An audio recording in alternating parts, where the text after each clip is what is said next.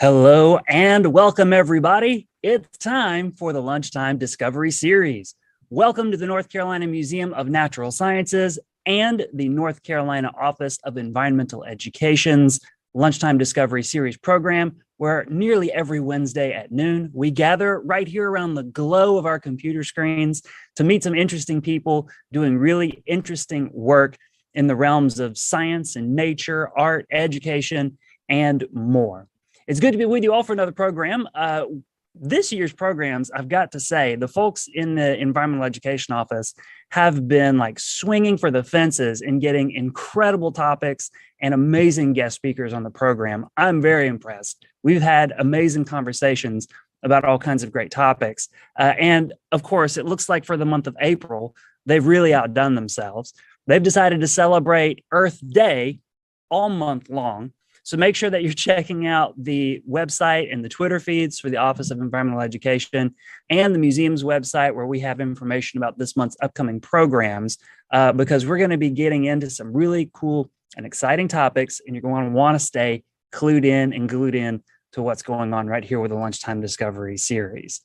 Now, this program, brought to you by us, broadcast here, is interactive. So I want to make sure that you all know that as we go through the program, I've got my eyes on the chat and on the comments. So make sure that as we go through, if you've got questions, thoughts, insights, experiences, that you are sharing those in the chat and in the comments during the program. That way, when we get to the time for audience Q&A, I've got your questions and thoughts to pose to today's guest speakers. It's interactive, so, interact. That's what makes these so much fun to do. Now, for today's program, for today's presentation, we're going to be doing a little bit of the exploring the past and investing in the future part of Earth Month. That is the theme for this month's programs, and learning and hearing a little bit about work that's happening in the town of Princeville. So let me introduce today's two guest speakers to you, and then I'll turn the program over to them. First off, meet Kelsi Dew. Kelsi is the Historical Outreach Coordinator for the town of Princeville. Hi, Kelsi. Thanks for having us. And then meet the Director for Community Innovation with the Conservation Trust for North Carolina, Mary Alice Holley. Hi, Mary Alice. Hi, everyone. So at this point, I'm excited to see your presentation, learn a little bit more about what you've got to talk about today. So I'll turn it over to you. Perfect. Thank you.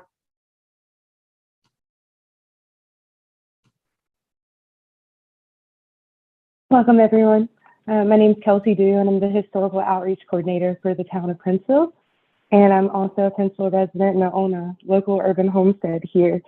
And today I'm going to talk a little bit about the history of Princeville. Princeville was started as a community of Freedom Hill in 1865 by formerly enslaved African Americans right after the Civil War. A group of encampment gathered around the Union soldiers to hear the Emancipation Proclamation read, and they decided to create a community here. Over the next 20 years, the town of Princeville will become incorporated as the first town in the United States chartered by African Americans. The town of Princeville has faced all kinds of environmental issues, including flooding, access to water, to safe water, to drinking water, and also dealt with the onset of white supremacy and the rise of Jim Crow laws throughout the South.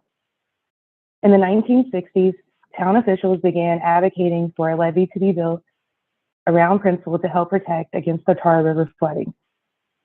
After this, state and local officials, along with the Army Corps of Engineers, began constructing the Princeville levee. This was completed in 1968. This kept the town of Princeville from being flooded for over 30 years. But in 1999, Hurricane Floyd devastated the town of Princeville, leaving over 14 feet of water in most parts of town, and the entire town experiencing flooding issues. Again, in 2016, Hurricane Matthew left the town of Princeville again submerged with flooding waters. Since 2016, the town of Princeville has been working on recovery efforts, making sure that the voices of Princeville citizens, conservation efforts, and the historical importance of the community are represented in its resilient roots. Hi, everyone. I'm Mary Alice, Director of Community Innovation with Conservation Trust for North Carolina. We are a statewide organization focused on land and water conservation and building resilient, just communities with conservation tools. And Princeville, because of their recovery efforts that have been going on since 2016, was a really natural fit and a really natural partner as a flood-prone community who is really interested in conservation as a tool to not only protect its residents in the future as they live along the Tar River, but really start to build back bigger, better, bolder, and more resilient by using conservation to create benefits that really provide added value to community members that are living in the flood area. And so in addition to that, we worked with NC State Coastal Dynamics Design Lab to facilitate a community engagement process called a floodprint, where they used community input to start analyzing how the land around the Tar River could serve to provide conservation benefits and also to protect the historic core of Princeville that is held so dear, not only to local residents, but to North Carolina as a whole. So what we would like to do is introduce you to the amazing leaders in Princeville who are championing and leading this effort. And so we will show a short video. And I'd like to say thank you to BCDC Ideas, our communications consultant who helped direct and produce the video.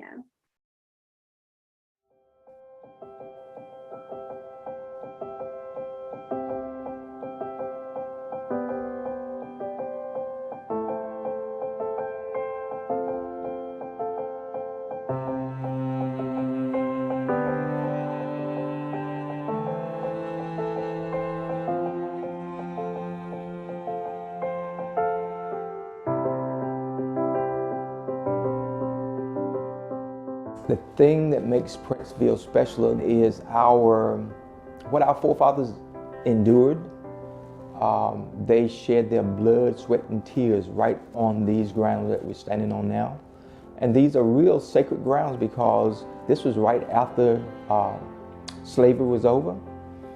They came over with absolutely nothing but their God-given gifts and talents, and this was swampland. That's one of the reasons that we flood constantly, because we are on swampland. But they did not complain because they knew there was a better life for them in the swampland versus in slavery.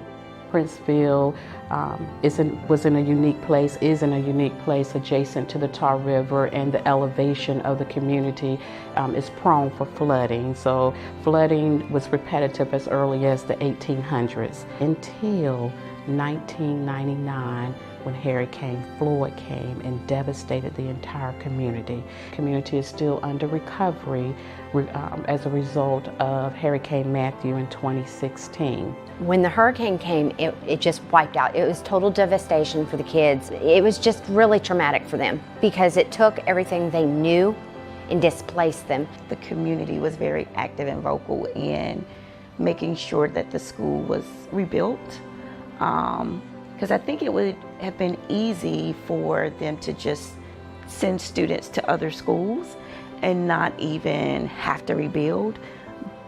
But this is like the hub of the community. The biggest thing was bringing the family home, bringing our culture back in.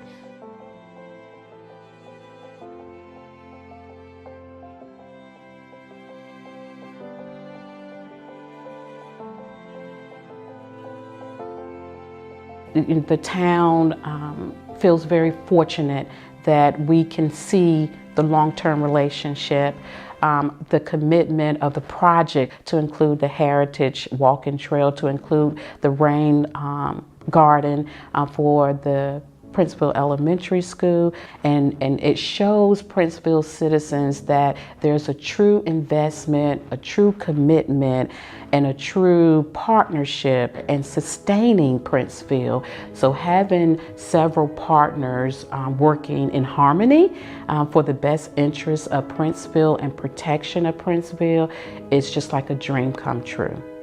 The beauty of the work that we've done with the Conservation Trust and other partners is that we emphasize being resilient and not solely focusing on the negative impacts of flooding.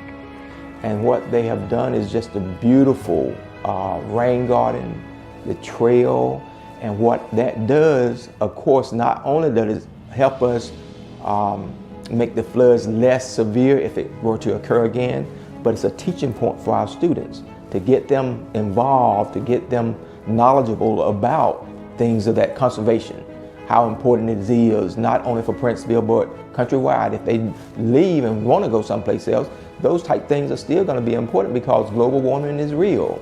And if we're going to be successful in the future, if we're going to survive in the future, we have to address those type issues. Can't wait for it to rain because I wanted to see, like, okay, what does this do? Like, and so the first time it did, I was like, oh my, it flooded. Because like the water seemed pretty high, but it absorbed it pretty quickly. And then I saw like the plants come to life a little bit more. And I was like, oh, now I don't have to worry that the front of the school is going to flood.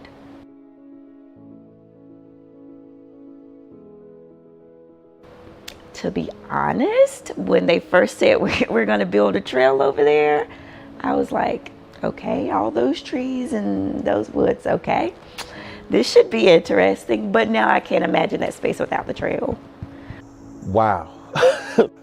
Before we started this, it was covered in poison ivy, debris, brush, bikes, pools, basketballs, footballs. It was completely covered with vegetation, and to see the guys come in here and clear this out the way they did, it was great. What I was impressed by the most was the youth. They dedicated several hours and weeks of their summer to be here to make this happen. And that just shows the commitment that they had toward this project. But just being able to walk the ground of like history, that was just an awesome and amazing experience.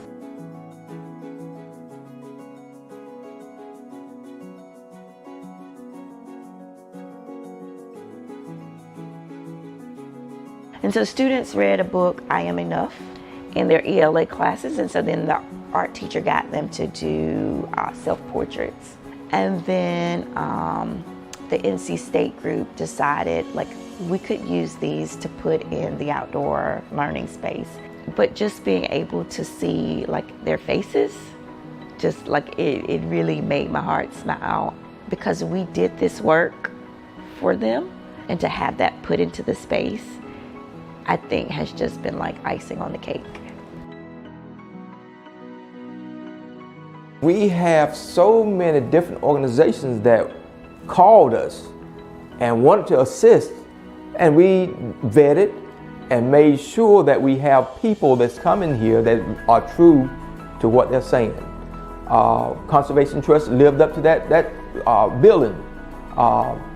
We have told some people no, but we certainly thank Conservation Trust for sticking with us and producing that beautiful trail, producing what they've done over at Princeville Elementary, and continuing to work with us even after they completed those projects.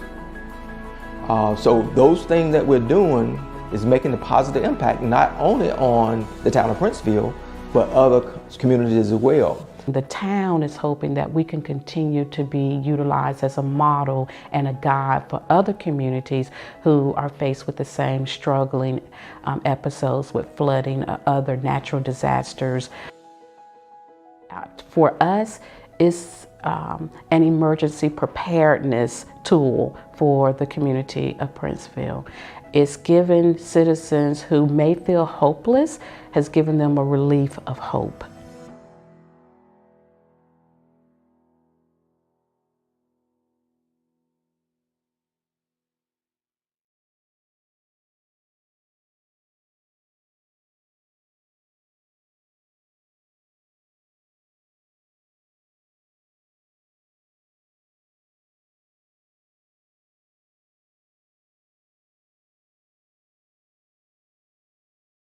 So as you all can see, a lot of partners and a lot of really talented and motivated individuals came together to make phase one of this project possible. Oh. There we go.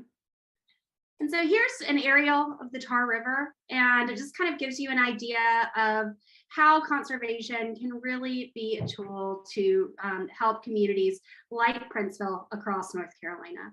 I want to echo what Mayor Jones said. Climate change is real. And so for a place like Princeville, you know, we might want to think that it's 1,500 people in a small town in Eastern North Carolina, but the reality is that communities across North Carolina, in the East, in the Piedmont, in the West, are all experiencing flood issues as climate changes and our weather patterns get more severe. So I think what we're seeing now with the governor's executive order, with the state legislature awarding money in the budget for resiliency funding for planning and execution, it is prime time for a place like Princeville to really model what resilience looks like and how it can be executed on a local level in every community across North Carolina. And so I'll kick it over to Kelsi to talk about how we've structured this project to respond to community needs and really engage the community in the design and execution processes. I love the video so much, and particularly when Principal Mercer laughs about just how wonderful the conservation efforts and projects that are going on in the town of Princeville are going. The community input, there has been so many opportunities for the community to give feedback or to have their voices lifted through the work that's going on with the Conservation Trust, through the work that the town is implementing, and the Coastal Dynamics Design Lab.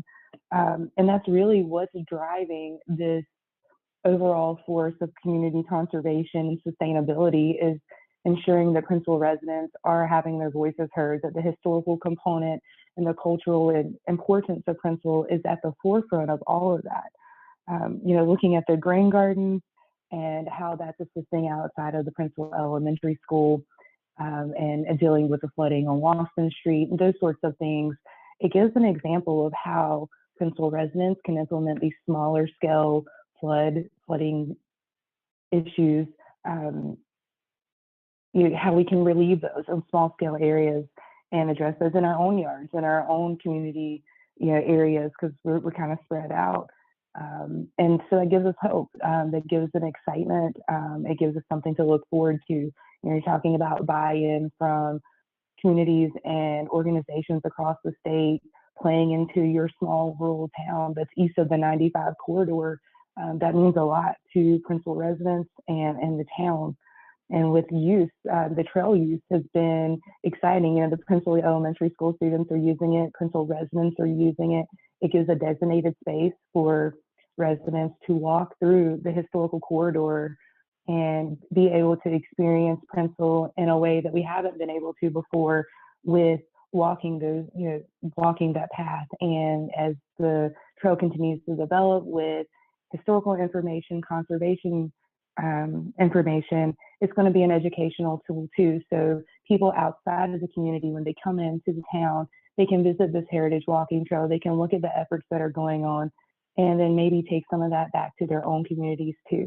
And so it's been very exciting to see the work and the tie-ins to the youth, the community, the elected officials, all of the above. It's just been a welcoming relief and response to all the efforts that are going on in the town of Princeville.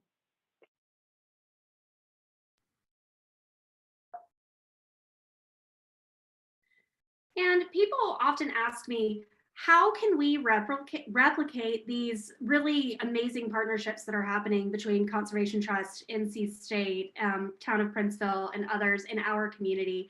And the first thing I always tell them is listen to what the community needs. And then the second I tell them is, if you have access to fundraising and philanthropy, that's a great way to provide an added value, as long as it is being directed in ways that are supportive of the community.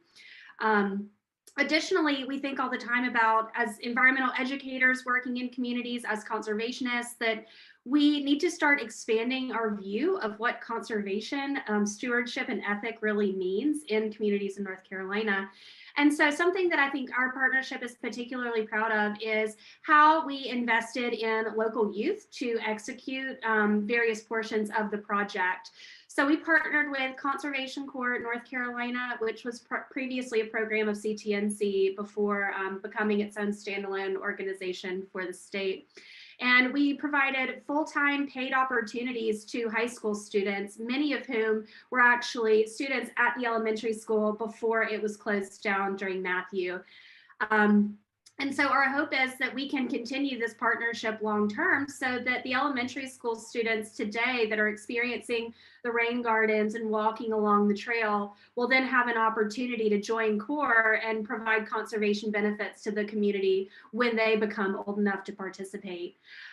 We also try to be as responsive as possible to the needs of the students. We plan professional development events with local businesses, local elected officials, with universities. We recruited through the sister high school to make sure that there was that localized connection between the students working in the area and students living in the area.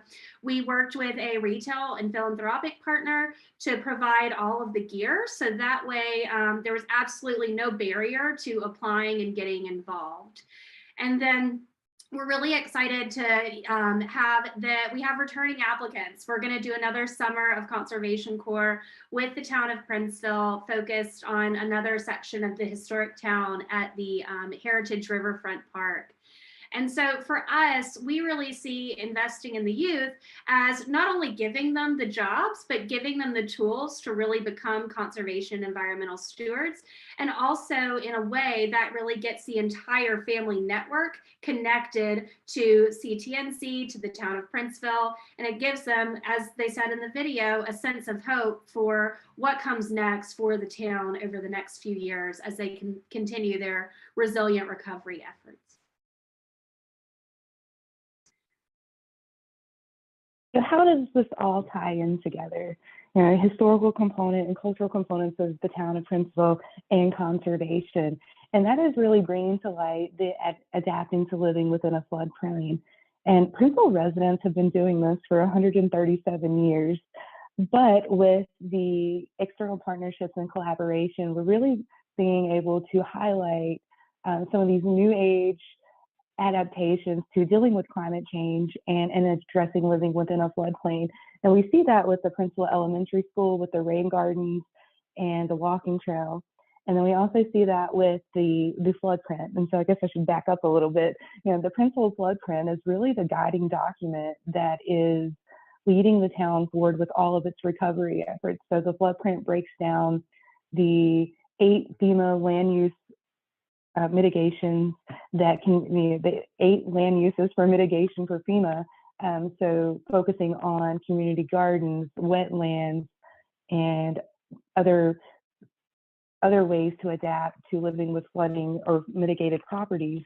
And then that ties into the comprehensive town plan that the Princeville just rolled out. And so it's looking at how to sustain the community through conservation efforts while uplifting the historical importance of the town.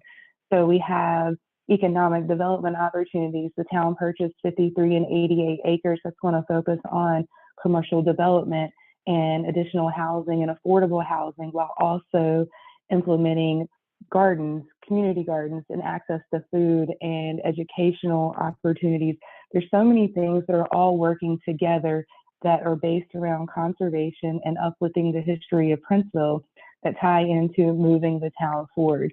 And you've seen a couple of different times of rebuilding bigger, better, and bolder is kind of the theme of Princeville right now, and has been for the last 5 or 6 years, just to continue moving forward with, no, the town of Princeville isn't going anywhere, but we are adapting to living within the floodplain and taking the measures that we can with implementing rain gardens, economic development opportunities, affordable housing, access to food and healthcare, and education into the town's hands, and through the help with partners like the Conservation Trust and NC State to really just to develop a sustainable long-term plan for the town.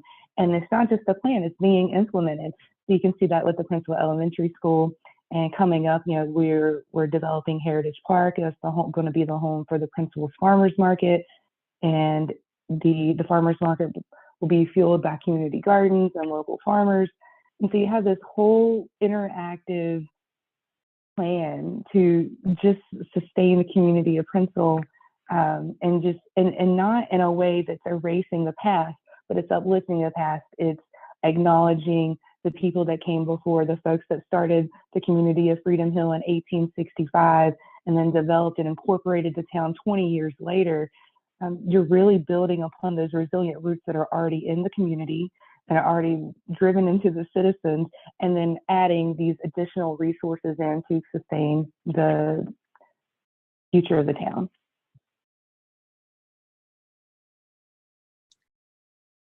And so we've referenced the flood print quite a bit, and so I'm excited to say that because of the great work of NC State with the town of Princeville and also the town of Lumberton, they are entering into a partnership with AmeriCorps to develop flood prints for 5 more communities in North Carolina over the next 5 years, or 3 years.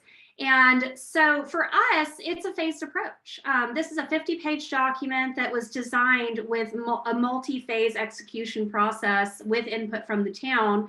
The rain gardens at the elementary school were phase 1, and we're really excited that we have received adequate funding to continue on with phase 2, including more managed wetlands, similar in size and scale to the rain gardens that were installed at the elementary school.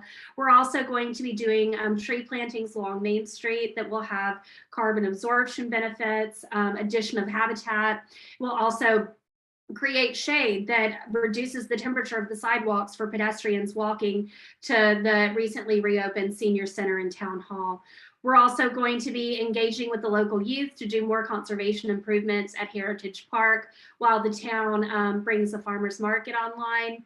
And then most importantly, this idea of FEMA buyout property conversion.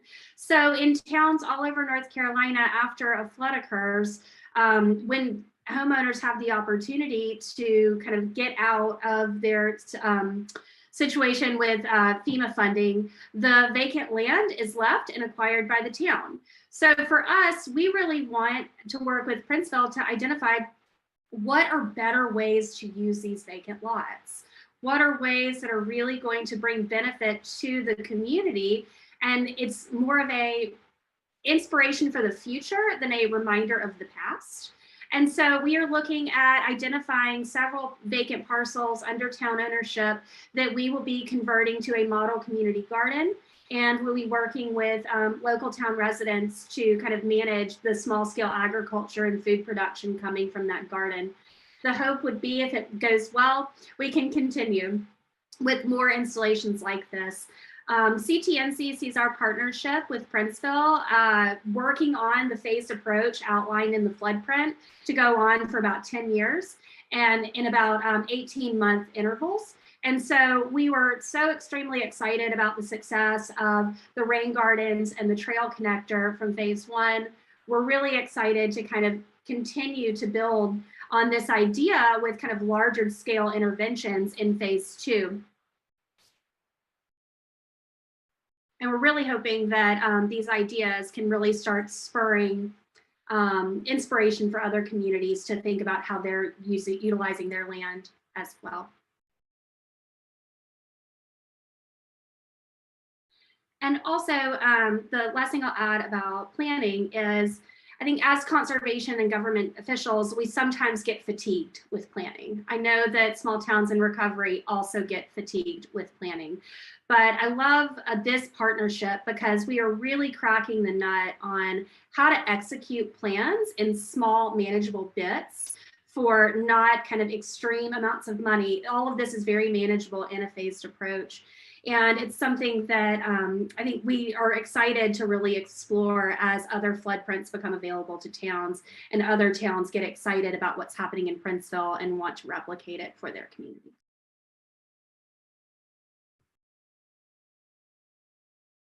The town of Princeville has an amazing collaborative, statewide collaborative partnership with so many institutions, organizations, nonprofits, and individuals. So I'm going to share some of those next steps that we're working on with moving the recovery process forward.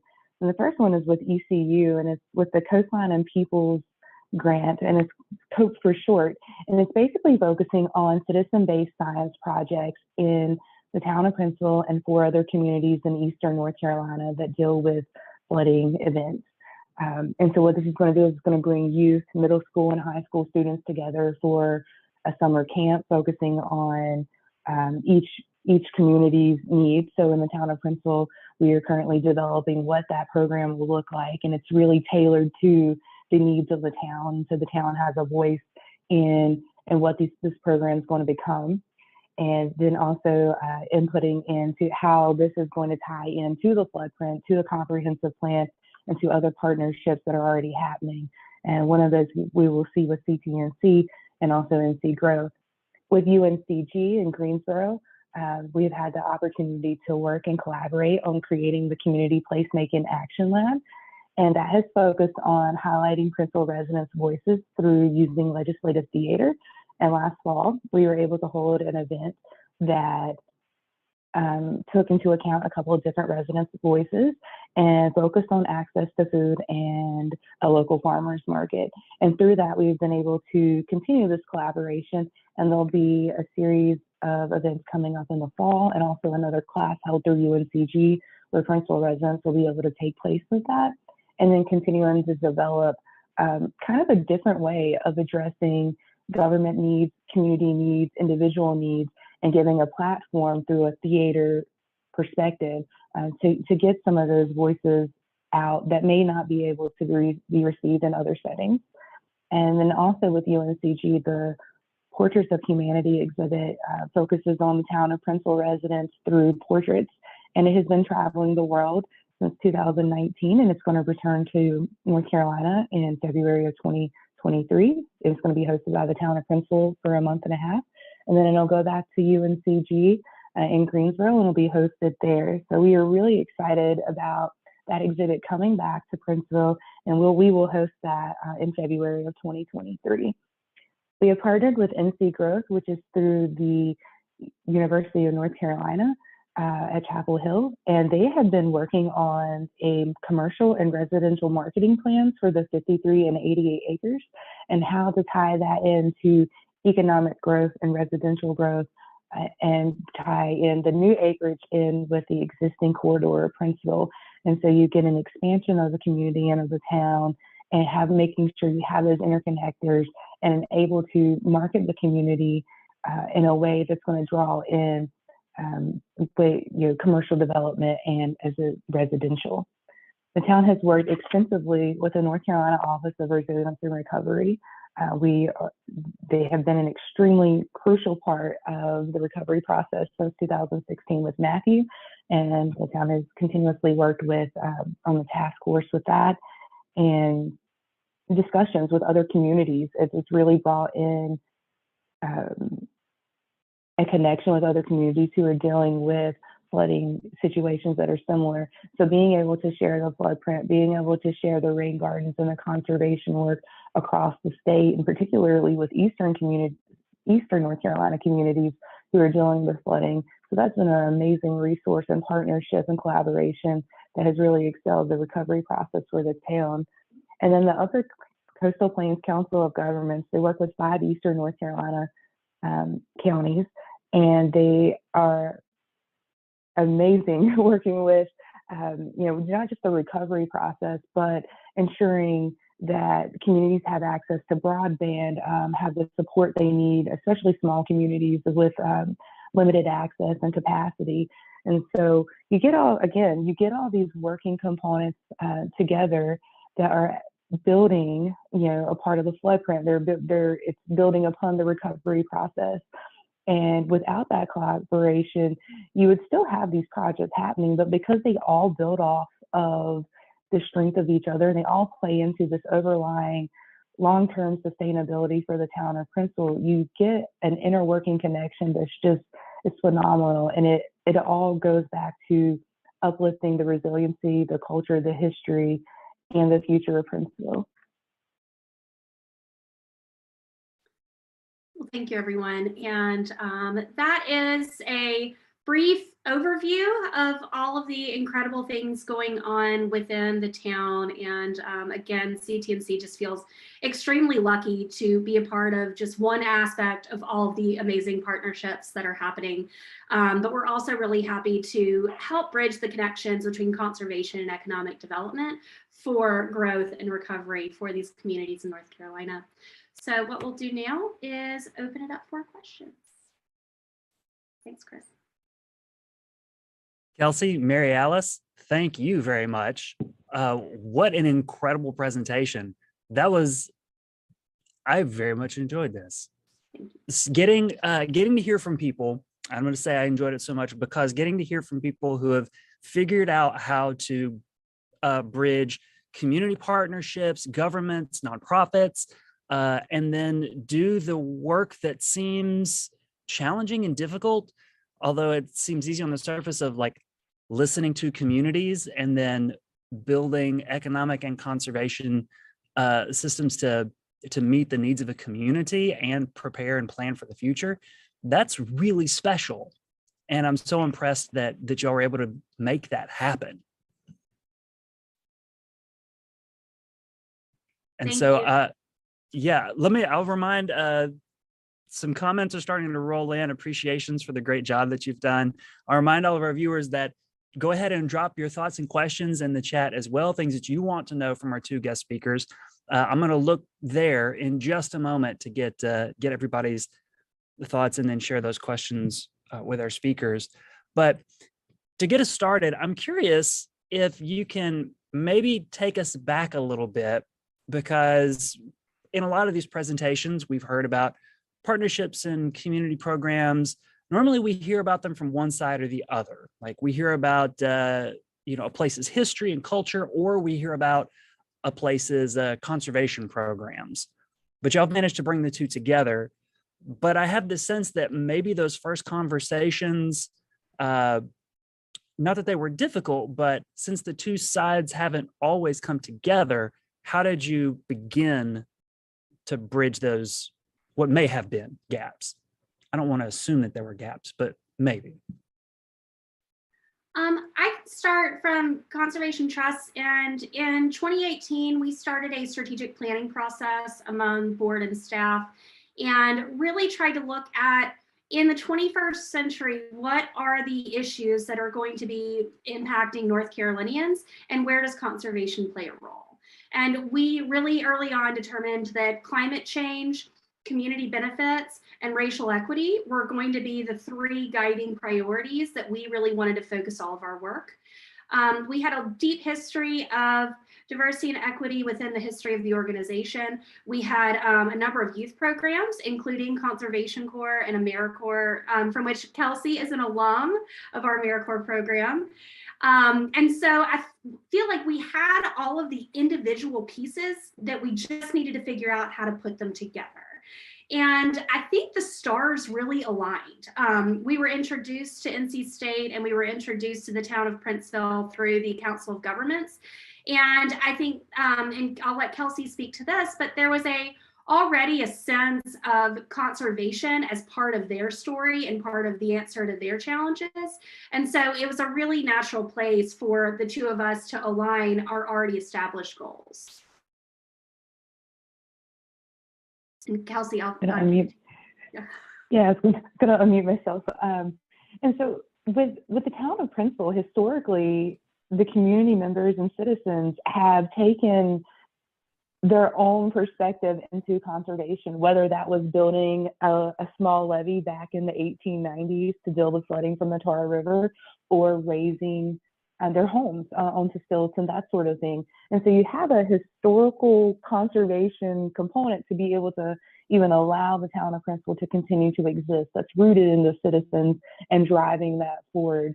And so when you get to 99 with Hurricane Floyd, Princeville hadn't had a flood in 30 plus years. And so you get into this sense of a security that this is going to work, that the levee is going to protect. And then 16 years later, Matthew happens. And so you have the driving historical cultural component always there, and the conservation part always there through the citizens. But once Matthew hit in 2016, and the town elected to stay, because that wasn't always the case. There has been discussions of FEMA buyouts. There has been pressure from different areas for the town to move, and the town says no. We're not moving. We're not relocating, and we're going to rebuild. And how do you do that? You take in conservation efforts to deal with flooding in different ways. And so you have the roots of that has always been there in the community of Princeville. But after 2016, the heightened sense of needing the conservation part to sustain the town really make, just like Mary Alice said, it aligns to sustain this historical component and cultural importance for the town. And you have to address some of the flooding issues and take that into your own hands. And that's really what the Conservation Trust has been able to do and help assist the town do, is with the rain gardens and things like that.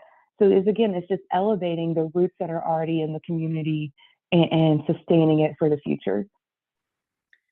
And what I'll add is CTNC really came in from the beginning with this mindset of we are guests and we are here to support what the town wants and needs. And so we never came in with predisposed assumptions about what kind of conservation they wanted, or that we should be imposing our ideas and definitions about conservation. I remember when we started talking about building the trail from the school to the museum, it was going to weave behind a apartment complex. So first and foremost, we didn't want people walking out of their doors and seeing trail construction happening one day. We designed community events where they got to speak directly with the practitioners to understand what is a trail that's going in, what does that look like, what is it meant to do. They got to vote on what kind of amenities. So they were really, the residents were part of the design process from the very beginning. And I think that was instrumental in really building trust with the local community, that they understood that we were here to execute interventions that were going to be a value add for them and not imposing something on them. Excellent. Excellent stuff. Thank you. So some questions that have come in the chat for you. The first one that I've got, Will is asking, what were some of the unexpected roadblocks in pursuing these partnerships? For CTNC, I think the first unexpected roadblock was COVID. We received our grant to execute phase 1 right before everything shut down. I think we got the award in December or January. So we immediately called Dr. Knight and the town leadership and said, is this even something you want us doing right now? Do we need to postpone this for a year or two while everybody figures out what's going on? And the answer was absolutely not, full steam ahead. And this might give folks something really positive to sink their teeth into at a time when the world feels pretty negative and chaotic. I'd say the second, maybe just a barrier, not really a stumbling block, but really the project straddled between town-owned land and county-owned land, because we did the trail on town property and we did the rain gardens on the elementary school. The elementary school opened for the first time after 5 years of being closed in the middle of our project. And so that working with the school leaders, working with the school, with the county leaders, as well as students and parents, it was just a learning curve for CTNC, but it was one that we really valued and have taken a lot away from. Yeah, I will echo the COVID. Starting in with there were so many projects that had been either started or about to start that COVID kind of could have halted, and it didn't. And so I follow with the second is internet access in rural communities in Eastern North Carolina. Despite some of our issues with access to broadband, the town has been able to sustain long-term partnerships across the state digitally. And so when I talked about UNCG and the Legislative Theater event, that was all remote. Most of that was remote. The first time we met folks in person was in October of 2021 when our town hall reopened, following renovations and flood-proofing efforts.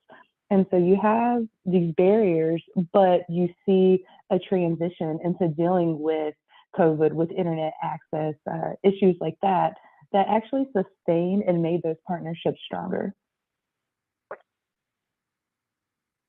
Absolutely. Excellent. All right, let's see. The next one, how does cutting down plants affect the environment? Or I guess, or maybe I can add a little bit to this, which when we're talking about, what's happening in a town, what's happening in these communities, we want to flood proof, we want to plant things like rain gardens or protect wetlands or forested areas as flood barriers or things that can help mitigate the damage caused by floods. At the same time, communities in our modern world need economic development. And so how do you find the balance between, where you can building in a way that that helps you mitigate damage from flooding and can support a community, through smart building that incorporates the economic needs and the conservation needs?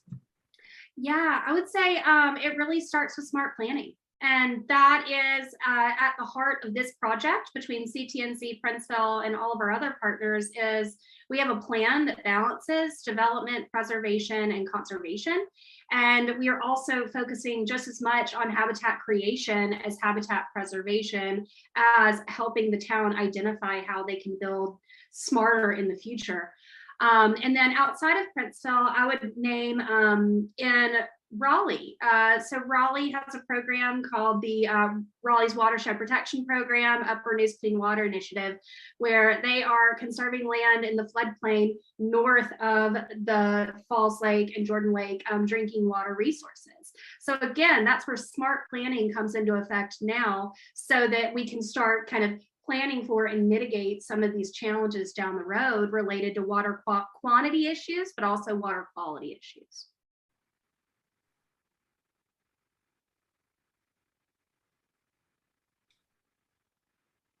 Excellent stuff. All right, the next one. What about homes and business owners in town? Have there been any efforts with rain gardens, etc., like in yards or parking lots? Oh, that's Kelsi's area. She's great with this.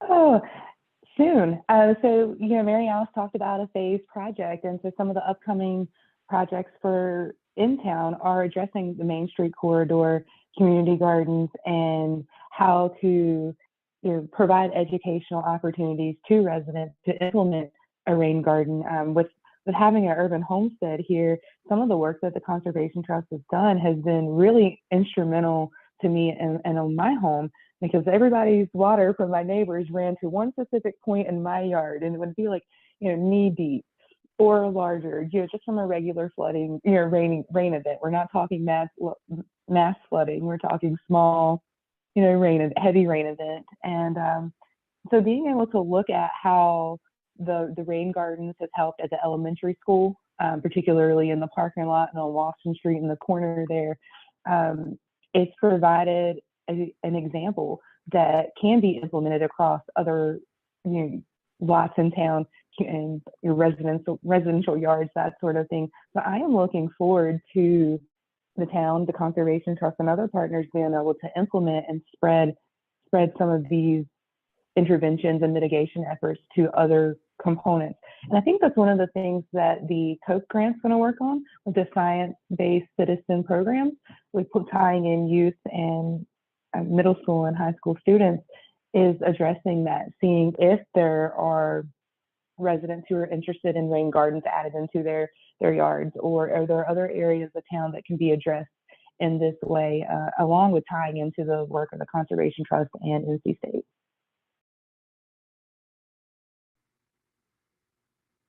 Thank you. Okay, next one. Lisa writes, AmeriCorps programs are so important for creating career pathways. Will you talk more about how these members help communities and how this can lead to careers in conservation and education? Absolutely. So I can speak to the AmeriCorps program as a whole. Our program is focused on providing opportunities for environmental education, but also for resilience and capacity building. And so in each grant and each of our phased approaches, we designate AmeriCorps funding so that the town of Princeville can host an AmeriCorps member. So in year one, that was Kelsi Dew. And so we provided the town with capacity to hire her to help with some of this capacity building and resilience strategies.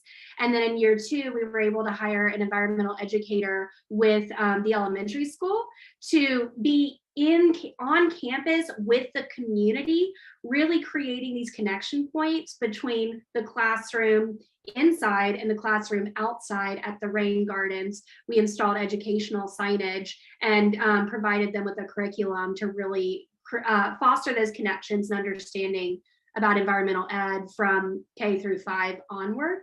And then I'll kick it over to Kelsi just about your experience as an AmeriCorps member and what that's done for you. Absolutely. Becoming an AmeriCorps service member was a dream come true for me, because they first asked, what is your strengths and how can we tie this into this program and what the town of Princeville needs. And I was a Princeville resident. I've been living in town for a couple of years, and my family has been a part of the community for about 50. And I'm a historian with an anthropology background. And so it opened so many doors. But the big thing was wanting to be involved in the community and how to be a part of that. And so the AmeriCorps not only opened up doors within the town of Princeville, getting to know my elected officials and the town manager and other local activists, but it started expanding to groups like ECU and the Coast Grant or UNCG, and it's really solidified my career path of moving forward in the historical outreach field with tying conservation to that. And personally with my homestead, the history of agriculture and the importance of that to this part of the state and the conservation efforts slammed together. So career and personally, the AmeriCorps experience was life-changing and such an honor to be a part of. Well, kudos to both of you and to the town and the Conservation Trust for just really incredible work. I think the video addressed it some, but I'd hate to move on from our program today without also discussing the historic nature of Princeville, the first town chartered African Americans, and Mary Alice, you mentioned it too, centering racial equity in this work. So can you give us a little more insight on how those goals and values aligned for the town and for Conservation Trust? Absolutely. It is by no accident that Princeville was built in a floodplain. It is because they were freed slaves, and that was the only place that they had to establish a community that nobody else wanted. And that's not just happening in Princeville. That is happening all over North Carolina and all over the United States. Unfortunately, conservation has left certain groups at the margins. And so CTMC feels it imperative to start working to address those issues. And design projects and programs that stop leaving people at the margins and center people who could really benefit from conservation as part of their health and well-being and part of their community resilience. Absolutely. And, Princeville is still a predominantly African-American community, and it is governed by an all-elected African-American body. And so that is not just the historical roots, but it's the current modern day roots and building forward with addressing racial inequalities, climate change, access to education, food, et cetera, all the things that go into racial injustices and the systematic racism of our country has affected the town of Princeville. And through that, the town has prevailed forward. And that's where you get that resilient roots, the resilient culture, the resilient history, and the resilient sustainability of the community. It is all related back into racial injustices, and the town and its citizens being able to take those and turn those into something that they're proud of, and it's going to sustain and move forward forever. So, yeah. Well, thank you both very much for being on the program today, sharing your insights and the work that's been going on between the town and your organizations and all of your collaborators and partnerships. This really stands as an impressive model, I think, for folks, towns, and organizations all over. Thank you. Well, thank you Folks, for having us. Folks, thanks for tuning in to another edition of the Lunchtime Discovery Series. I know you enjoyed this one because I did. So I hope that you'll come back for another program soon, like, I don't know, maybe next Wednesday at noon. We'll be here again right on the museum's YouTube channel for another edition of the Lunchtime Discovery Series. Next week, we'll be meeting actually museum staff. Elizabeth Jones works with the Cretaceous Creatures Project here at the museum, and she's written a new book called Ancient DNA. You won't want to miss out. We're doing paleontology next Wednesday at noon here at the Lunchtime Discovery Series program. So go ahead, mark your calendars. I hope that we'll see you again here soon. Take care, everybody. Continue to stay safe and keep your community safe. We'll see you again next time. Bye, everybody.